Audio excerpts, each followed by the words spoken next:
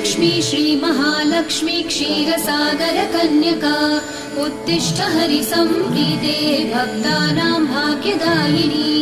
श्रीलक्ष्मी श्रीमहालक्ष्मी क्षीरसागरकन्यका उत्तिष्ठ हरिसम्प्रीते भक्तानां भाग्यदायिनी। उत्तिष्ठोत्तिष्ठ श्रीलक्ष्मी विष्णुवक्षस्थलालये उत्तिष्ठ करुणापूर्णे लोकानां शुभदायिनी। उत्तिष्ठोत्तिष्ठ श्रीलक्ष्मी विष्णुवक्षस्थलालये उत्तिष्ठ करुणापूर्णे लोकानां शुभदायिनी।